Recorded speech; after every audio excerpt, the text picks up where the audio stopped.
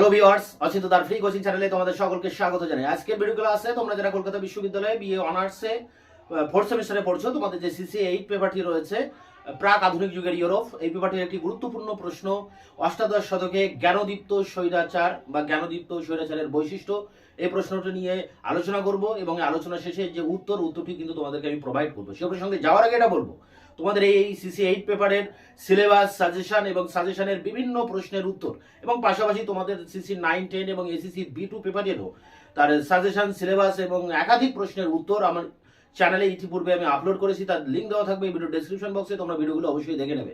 তোমরা অনেকেই জানো, যারা তোমরা আমাকে প্রথম থেকে ফলো করো, আমি তোমাদের এই সেমিস্টারের প্রত্যেকটা পেপারের সাজেশন ওয়াইজ প্রতিটা প্রশ্নের উত্তর আমি একের পর এরকম এক ভিডিও ক্লাসের মাধ্যমে বিস্তারিত আলোচনা সহ তার উত্তরগুলি তোমাদের সামনে নিয়ে আসবো।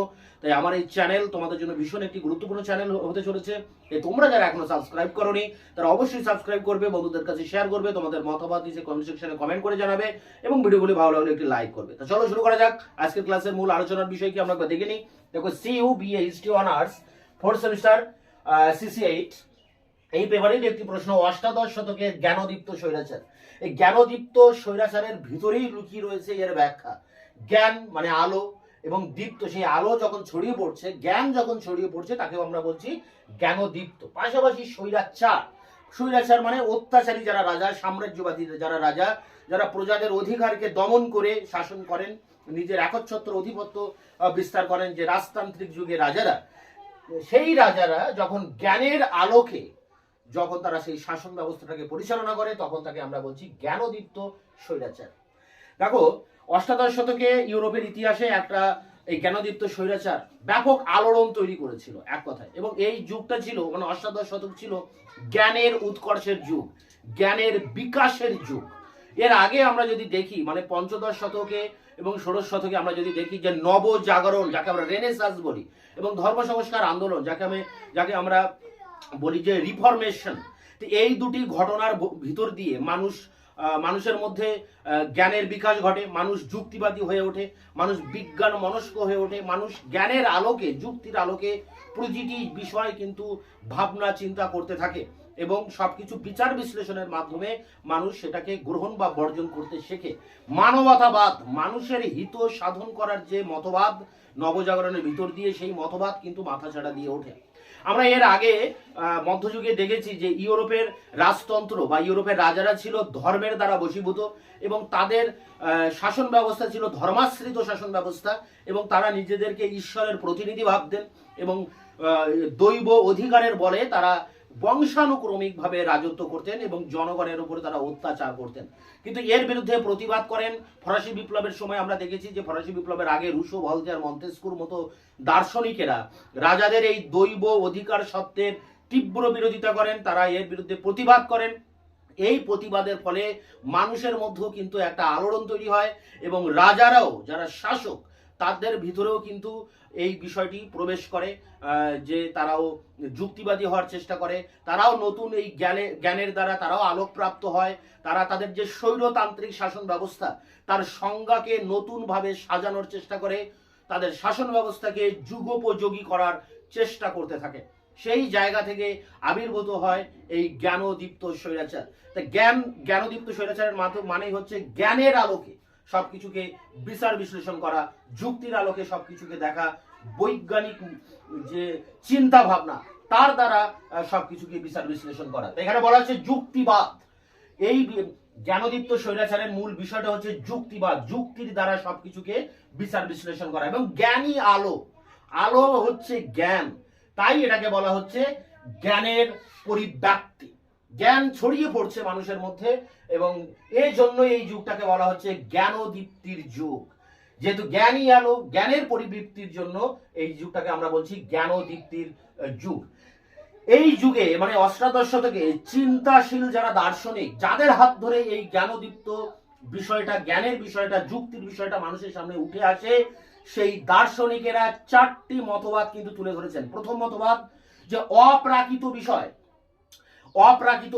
যে সুপার ন্যাচারাল যে বিষয়গুলো আমরা এর আগে দেখেছি, যে অতি বৈজ্ঞানিক যে ব্যাপারগুলো, তার উপরে প্রাকৃতিক বিষয়গুলোকে প্রাধান্য দেওয়া, অপ্রাকৃতিক বিষয়গুলোকে সরিয়ে প্রাকৃতিক বিষয়গুলোকে প্রাধান্য দেওয়া। দেখো প্রথম যেটা বলছে, তারা যে 4টি আদর্শের কথা বলছেন, প্রথম আদর্শ অপ্রাকৃতর উপরে প্রাকৃতিক বিষয়গুলোকে গুরুত্ব দেওয়া, এবং 2 নম্বর ধর্মের উপর বিজ্ঞানসম্মত যে চিন্তা, সেই চিন্তাকে প্রাধান্য দেওয়া। ধর্মের উপর বিজ্ঞানসম্মত চিন্তা, ধর্মের কুসংস্কার গোড়ামিকে অন্ধবিশ্বাসের মতো মেনে নেওয়া নয়, তাকে বিজ্ঞানসম্মতভাবে তাকে বিচার বিশ্লেষণ করে তাকে গ্রহণ করতে হবে, তাকে বর্জন করতে হবে। এই বিষয়টাও কিন্তু একটি আদর্শ হিসাবে দেখা দিচ্ছে। এবং 3 নম্বর কি আছে, যুক্তিবাদের উপর জীবনকে প্রতিষ্ঠা করা, যুক্তিবাদ দিয়ে মানুষের জীবনকে প্রতিষ্ঠা করা এবং মানুষের জীবনের প্রতিটি ক্ষেত্রে তার প্রয়োগ করা, তার প্রয়োগ বলতে যুক্তিবাদের প্রয়োগ করা। এবং 4 নম্বর দেখো, সকলের সমান অধিকার, প্রতিটি মানুষ সমাজে সমান অধিকারে অধিকার প্রাপ্ত, এবং মানুষের যে ভিতরে সাম্য, সে সাম্য মানে সবাই সমান, সবার সমান অধিকার রয়েছে। এই বিষয়টাই কিন্তু এই দার্শনিকরা তুলে ধরেন। বিশেষ করে রুশোর কথা আমরা বলতে পারি, রুশো কিন্তু সবার সমান অধিকারের কথা বলেছিলেন তার ইনইকুয়ালিটি গ্রন্থে। যাই হোক, এই 4টি আদর্শ কিন্তু এই দার্শনিকদের হাত ধরে, চিন্তাশীল দার্শনিকদের হাত ধরে এটা প্রাধান্য পাচ্ছে। এবং তাহলে এখানে কি বোঝা যাচ্ছে, যে মানুষের কল্যাণ সাধন করাই হচ্ছে এই জ্ঞানদীপ্ত স্বৈরাচারের প্রধান বৈশিষ্ট্য। মানুষের হিত সাধন করতে হবে, জনগণের মঙ্গল সাধন করতে হবে, প্রজাদের ভালোর জন্য রাজা শাসন করবেন, রাজা জনগণের হয়ে শাসন করবেন, জনগণের সুখ দুঃখ ইচ্ছা অনিচ্ছাকে গুরুত্ব দেবেন, দিয়ে তিনি শাসন করবেন। তা যুক্তি এবং বিজ্ঞানসম্মতভাবে প্রতিটি বিষয়কে বিচার বিশ্লেষণ করতে হবে। এই কথাটি বা এই বিষয়টি হচ্ছে এই জ্ঞানদীপ্ত স্বৈরাচারের প্রধান বৈশিষ্ট্য। এই কারণে অষ্টাদশ শতকে যেহেতু এই ধরনের জ্ঞান পৃথিবীতে প্রথম আবির্ভূত হচ্ছে, তাই অষ্টাদশ শতককে বলা হয় মহান শতাব্দী। অষ্টাদশ শতকে কি বলা হচ্ছে, মহান শতাব্দী। ভারতবর্ষের প্রেক্ষাপটে অষ্টাদশ শতাব্দী ছিল অন্ধকারাচ্ছন্নের যুগ, তোমাদের সিসি 9 পেপারে রয়েছে। সেই জায়গায় ইউরোপে এই অষ্টাদশ শতক ছিল একটা মহান শতাব্দী, কারণ এই যুগেই মানুষ তার হাজার হাজার বছরের যে গোড়ামি, কুসংস্কার, যে অন্ধবিশ্বাস, তার পরিবর্তে মানুষ যুক্তিবাদী হয়ে ওঠে, বিজ্ঞান মনস্ক হয়ে ওঠে, মানুষের মধ্যে নতুন করে জ্ঞানের আলো বিকশিত হয়। তাই এই যুগটাকে আমরা বলি মহান যুগ বা মহান শতাব্দী, এই অষ্টাদশ শতককে। এখন দেখো, এই পর্যন্ত একটা বিষয় নিয়ে আলোচনা করতে হবে। এরপরে যে বিষয়টি হবে সেটি হচ্ছে, দেখো যে শহরের যারা মধ্যবিত্ত শ্রেণী এবং দার্শনিক, তাদের উপরেই এই জ্ঞানদীপ্তির যে আলো তাদের উপরে বেশি করে প্রভাবিত করেছিল। তাই দেখো এখানে উল্লেখ করা হয়েছে শহরের দার্শনিক ও মধ্যবিত্তের উপর জ্ঞানদীপ্তের প্রভাব সব থেকে বেশি করে পড়েছিল। এবং পুরাতন দিনের যে সমাজ, সেই সমাজকে দূরে ঠেলে দিয়ে বা তাকে সরিয়ে নতুন করে সমাজ ব্যবস্থাকে গড়ে তোলার একটা তাগিদ অনুভব করা হয়। এবং রাজারাও বা শাসকরাও তাদের যে স্বৈরাচারী শাসন, সেই শাসনকে যুগোপযোগী করে তোলার তারা চেষ্টা করে, এবং স্বৈরাচারী রাজারাও এর প্রতি আকৃষ্ট হচ্ছেন, এই জ্ঞানের প্রতি, এই জ্ঞানদীপ্ত আলোর প্রতি তারা আকৃষ্ট হচ্ছেন। এবং সেই সময়কার বিভিন্ন দার্শনিকদের সাথে এইসব স্বৈরাচারী রাজারা কিন্তু পত্রা লাভ করতেন, এবং কল্যাণমূলক মানে জনগণের কল্যাণ হয় এই রকম সংস্কার, একাধিক সংস্কার কিন্তু এইসব শাসকেরা করছেন। এরকম অনেক শাসক আছেন যেসব শাসকরা এই জ্ঞানদীপ্তের যুগে তারা কিন্তু এই উল্লেখযোগ্য ভূমিকা নিয়েছিলেন। যেমন রাশিয়ার দ্বিতীয় ফ্রেডারিকের কথা বলতে পারি, যেমন রাশিয়ার দ্বিতীয় ক্যাথলিনের কথা বলতে পারি। এছাড়া আমরা আরেকজনের কথা বলতে পারি, তার নাম হচ্ছে জোসেফ, অস্ট্রিয়ার জোসেফ। এই 3 জন, জোসেফ, ফ্রেডারিক এবং ক্যাথরিন, এরা ছিলেন এই জ্ঞানদীপ্ত স্বৈরাচারের যুগে একজন উল্লেখযোগ্য রাজা। তারা জনগণের ভালোর জন্য, তাদের প্রজাদের কল্যাণের জন্য একাধিক সংস্কার করেছিলেন। পাশাপাশি তারা কিন্তু তাদের যে স্বৈরাচারিতা সেটাকে ধরে রেখেছিলেন। জনগণের অধিকার তারা দেননি, জনগণকে শাসন কার্যে অংশগ্রহণ করতে দেননি, তাদের স্বাধীনতা দেননি। মানে স্বৈরাচার বা স্বৈরাচারিতা, জনগণের উপর তাদের যে নিয়ন্ত্রণ, সেই নিয়ন্ত্রণ কিন্তু ধরে রেখেছিলেন। পাশাপাশি জনগণের জন্য তারা হিত সাধন করেছিলেন। তাদের মধ্যে একটা একটা একটা গিল্টি কাজ করে, যে জনগণের জন্যই তো তারা রাজা, জনগণেরই রাজা তারা, তাহলে জনগণের উপরে শুধু অত্যাচার নয়, জনগণের যাতে ভালো হয়, জনগণের যাতে কল্যাণ হয়, সেই রকম একাধিক কাজও তাদের করা কর্তব্য। তা জনগণের প্রতি যে তাদের কর্তব্যের একটা দায়িত্ববোধ জেগে ওঠে, এই আলো, এই জ্ঞানের আলোটা তাদের মধ্যে জেগে ওঠে, এটাকেই বলা হচ্ছে জ্ঞানদীপ্ত। পাশাপাশি তারা স্বৈরাচারীও রাজা ছিলেন। তাহলে দুটি সত্তা আমরা একজনের ভিতরে দেখতে পাচ্ছি, এক রাজার ভিতরে দেখতে পাচ্ছি। একদিকে সে হচ্ছে স্বৈরাচারী, পাশাপাশি অন্যদিকে সে হচ্ছে প্রজা কল্যাণকামী। তো এই দুটোকে একসাথে আমরা বলছি জ্ঞানদীপ্ত স্বৈরাচার। একদিকে তিনি জ্ঞানের আলোকে মানুষের জন্য ভালো কাজ করছেন রাজা, পাশাপাশি তার স্বৈরাচারিতাকে কিন্তু তিনি ধরে রাখছেন। এই জন্য আমরা বলছি যে জ্ঞানদীপ্ত স্বৈরাচার। তো যাই হোক, এখানে ইংল্যান্ডের একজন স্বনামধন্য ঐতিহাসিক এবং রাষ্ট্রনীতিবিদ লর্ড অ্যাক্টন, তিনি এই যুগটাকে বলছেন অনুতাপের যুগ। কেন অনুতাপ? কারণ এই রাজারা নিজেদের মধ্যে তারা অনুতপ্ত হচ্ছেন যে জনগণের উপরে এতদিন ধরে তারা অত্যাচার করে আসছেন, জনগণকে শোষণ করে আসছেন। এই জিনিসের অবসান প্রয়োজন। জনগণের উপর নিয়ন্ত্রণ অবশ্যই রাখবো, কিন্তু তার ভিতর দিয়ে তাদেরকে কল্যাণ সাধন করব, তাদের হিত সাধন করব। এই যে অনুতাপ তাদের ভিতরে তৈরি হচ্ছে, তাদের মধ্যে যে এই যুক্তিটা কাজ করছে, এই জন্য এই যুগটাকে ঐতিহাসিক লর্ড অ্যাক্টন বলছেন অনুতাপের যুগ। আবার হ্যাজেস বলে আরেকজন ঐতিহাসিক, তিনি বলছেন এই যুগটি ছিল যুক্তিবাদের সমন্বয়ের যুগ।